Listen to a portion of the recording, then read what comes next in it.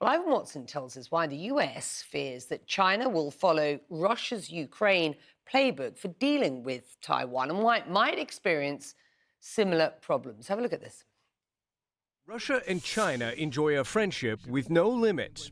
This announcement made by the Russian and Chinese presidents when they met on February 4th on the eve of the Beijing Winter Olympics. 20 days later, soon after the end of the Olympics, Moscow invaded Ukraine. Russia's unprovoked war sparking fears China could have similar plans for Taiwan. Beijing claims the self-governing island belongs to China. Asked if he would get involved militarily to defend Taiwan against China, the U.S. president had this explicit warning. Yes. You are.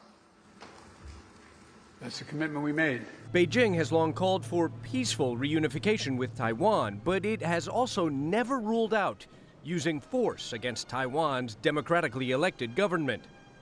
And when it comes to military force, China dwarfs Taiwan, boasting the largest navy in the world and the largest air force in the region. But if Russia's deadly adventure in Ukraine taught strategists anything, it's that size doesn't always matter. The country may clearly have a conventional military advantage over an adversary, but that doesn't mean that it would necessarily achieve easy military or political victory. The war in Ukraine highlights another potential challenge for China. To attack Ukraine, Russian troops simply drove across the border from Russia and from neighboring Belarus. But to reach Taiwan, Chinese forces would have to cross the Taiwan Strait, more than 100 miles, 180 kilometers of open water. Well, amphibious assaults are the most difficult complex operations in warfare. If the Chinese tried to send an invasion force from the mainland to Taiwan, they would have to contend with salvos of anti-ship missiles. And what we would see is a massacre of shipping, probably in the waters around Taiwan. The Russian Navy has suffered major losses from suspected Ukrainian anti-ship missiles. First losing this landing ship in the Russian-occupied port of Berdyansk, and then losing the Moskva, the flagship of the Russian Black Sea Fleet. Analysts say Taiwan has a much larger arsenal of anti-ship missiles at its disposal, and its military has been training for 70 years against the threat of a Chinese invasion. China is learning the lessons from Ukraine, both in a positive and also in the negative manner. Early in his Ukraine war, Vladimir Putin publicly put Russia's nuclear weapons on alert, a thinly veiled threat to the West. Probably that the China will bring in the kind of advantage of the nuclear threats in the early phase of the scenario. That will potentially, I think, change the calculation of the Washington, D.C. As a warning to the U.S., China's foreign ministry declared this week that no force in the world can stop China from achieving reunification with Taiwan. Ivan Watson, CNN, Hong Kong. This is fascinating. Nick Robertson joining me now. Is this concern about Taiwan in Beijing maybe taking a leaf out of the Ukraine playbook? Is this overplayed?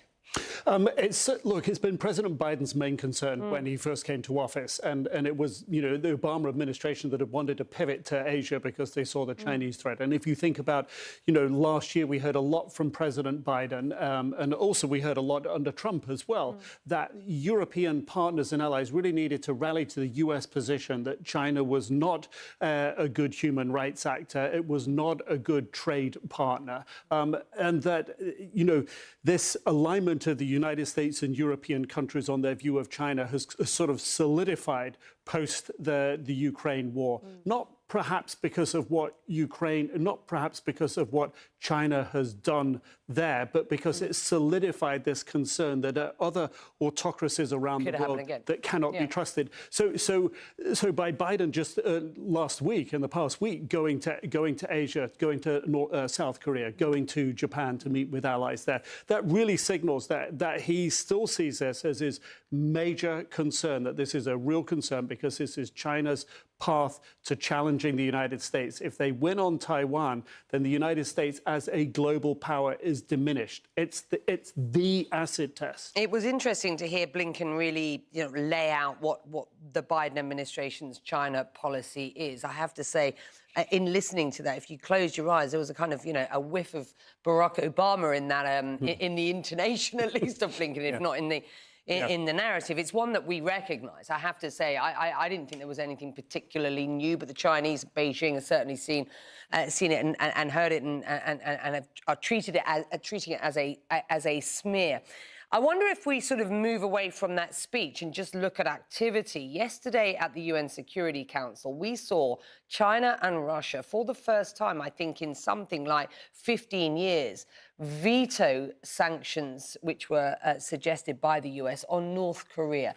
We are seeing, in that activity, we are seeing the potential for the Chinese and the Russians to start, to all intents and purposes, working together to defeat proposals that the international community is putting on the table at this point. Do you expect to see more of that going forward? I do. And quite simply, China several years ago has clearly taken the view that the West, the United States, and as many allies as it can bring, are trying to keep China back from its rightful place as potentially the world's major economy. It's not there yet, but as a major producer of real high tech, not the cheap products that China decades ago flooded the world market with. And frankly, it feels like it's being dissed, right? Completely. So, and the more they watch what's happening with the way the Western community deals with Russia, this reaffirms to them that their best response, it appears to be, is being robust. So yes, they're not going to be compliant and go along, even for a near neighbor that is potentially more of a troublesome threat to them in terms of North Korea, and a greater alignment with Russia. And if they can make Western policy in Eastern Europe, in Ukraine, tougher by siding a bit or a lot, or appearing to side a lot with Russia, then this is in their interests. I mean, as much as there are lessons for them to draw from the way that the United States and the EU are dealing with Russia, this is a moment where China can signal its intent. And I think that's what we saw there at the UN Security Council. But we also saw it on Tuesday over the Sea of Japan and the East China Sea, where there was a joint strategic flight of Russian and Chinese bombers. And that was while President Biden was in Japan. It's all very strong and clear signaling. There is a polarizing of the world taking place, and where does one see those poles, that magnetic polar opposites so clearly? Where there are 5 key players around one table, the permanent 5 at the UN Security Council. That's what we're seeing.